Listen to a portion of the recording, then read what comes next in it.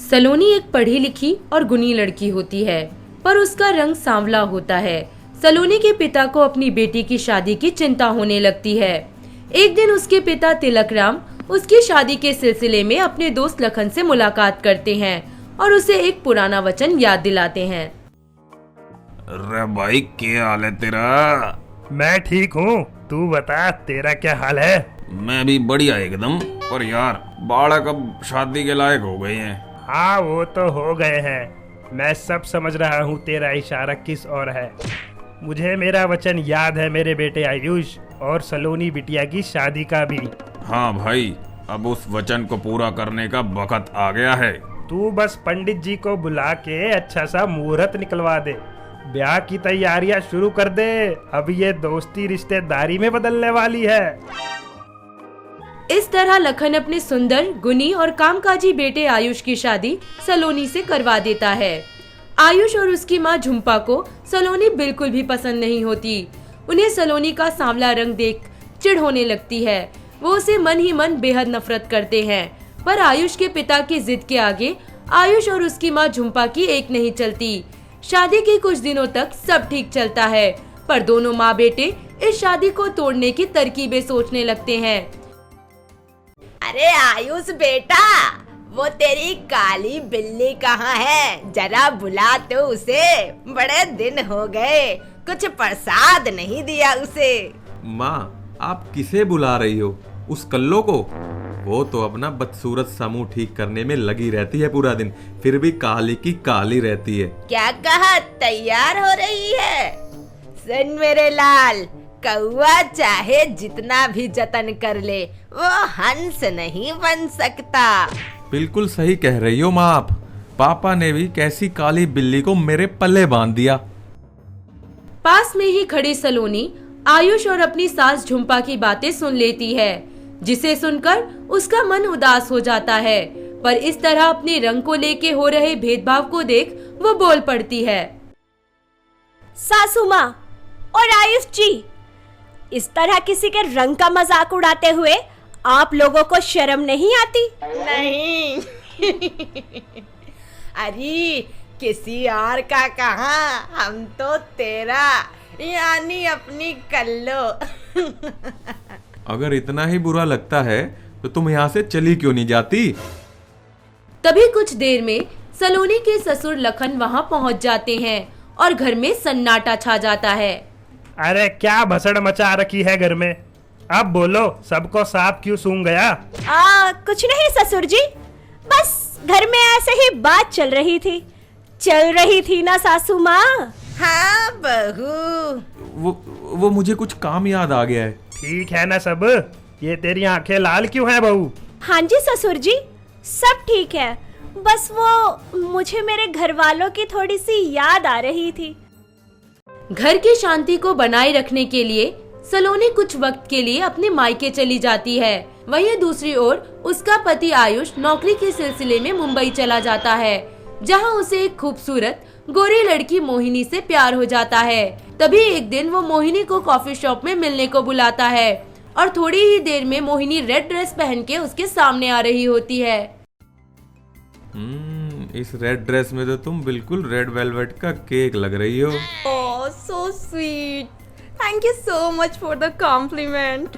मोहिनी, तुम इस दुनिया की सबसे खूबसूरत लड़की हो। आई रियली लाइक यू यार। और वो मन ही मन में सलोनी को कोसता है। कहाँ मोहिनी पूनम के चांद जैसी, और कहाँ वो सलोनी अमावस्या की काली रात। ओ हेलो, कहाँ खो गए तुम? अरे कहीं नहीं, बस तुम्हारे इस सुंदर चेहरे में खो गया था। जैसा नाम वैसी सूरत, मन को मोह लेने वाली मोहिनी। उफ, बहुत बटरिंग हुई। Come to the point. हाँ, बात वो है कि मैं प्यार करता हूँ तुमसे और शादी भी करना चाहता हूँ, बस यही बात है। Really? I like you too. इस तरह कुछ दिनों बाद आयुष मोहिनी से कोर्ट मैरिज कर लेता है, पर अपनी पहली शादी की बात को राज बनाए रखता है और मोहिनी के साथ खुशी खुशी रहने लगता है। कुछ दिनों बाद वो मोहिनी को शहर में अकेला छोड़ अपने घर वापस आता है, जहां उसकी पहली बीवी सलोनी भी अपने मायके से वापस आ चुकी थी। अब जब वो दोबारा शहर वापस जाने लगता है तो तो अपने घर वालों से बोलता है। माँ, पिताजी, मैं मुंबई शिफ्ट हो रहा हूँ। क्या? मुंबई में? अरे वहाँ तेरा ध्यान कौन रखेगा? पागल औरत, ये तो बड़ी अच्छी बात है। रे बहू को भी लेते जाइए अब की बार। हाँ, लेके जाऊं इस कोयला खदान को। वो पिताजी, मैं बोल रहा था कि आज शाम की फ्लाइट है मेरी और मैं अकेले ही जाऊंगा। वैसे भी ये वहाँ क्या करेंगी? ओए कंजर, बहू की टिकट भी करा ले, समझा? क्या? मैं इस काली कलूटी को अपने साथ कहीं नहीं लेके जा रहा।